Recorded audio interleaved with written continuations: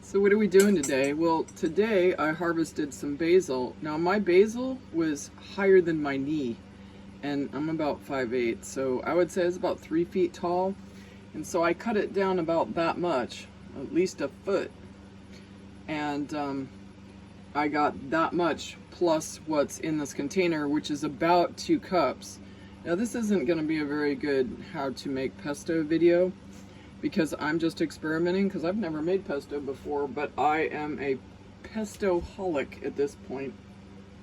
I bought my first pesto in Aldi's, and I knew what it was because I had traveled, around the world, and I had it, obviously.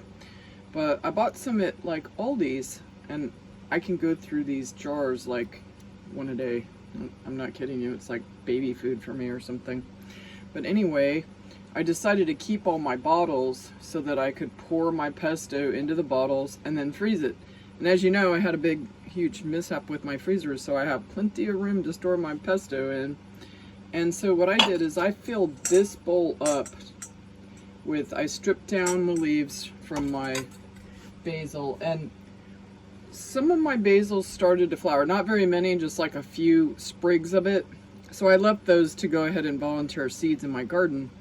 But I did strip the leaves off, and I have a feeling that the stems are making the basil more like an arugula taste. And so what I did to counter that is I added some lemon to taste and quite a bit more salt. And I have a feeling that the manufactured pesto has a lot of salt in it, or the fact that my Parmesan cheese is a cheddar Parmesan cheese, so technically I corrupted the whole thing because it's probably not even in Europe, wouldn't even be categorized as Parmesan, but it has some of that flavor, and that's what I had on hand. And for some reason I cannot find my pecan nuts, and I called a friend who said that they had toasted some pecan and it tasted great in their pesto, but I don't have that. So that's a whole ingredient that's not even in my pesto, but it really tastes good. I experimented, and so just to get you in the general direction, because I've been it's kind of like my baking. I just look here and look there and I figure it out. I filled this up to the leaves up to here, and I don't know whether my blender's not working very well, but it took quite a bit of stirring to actually get it to the bottom, because I had put a cup of oil and quite a few garlic cloves, like 5 or 6. They were the small ones because I'm gonna save back the bigger ones and replant these in my garden, because it's been told that if you plant the bigger cloves, you get bigger cloves. So size does matter there, I guess. So anyway, I did wind up adding, I would say, another ½ cup of olive oil, and then quite a bit more salt. And I use this salt because I want the minerals in it.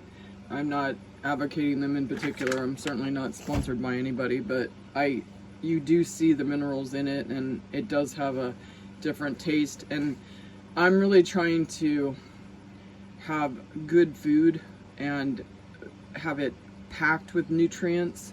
So each item that I put in something, I want to carry more than just one ingredient. Like, everything needs to add up greater than its sum, I guess, to say that, if that makes any sense at all.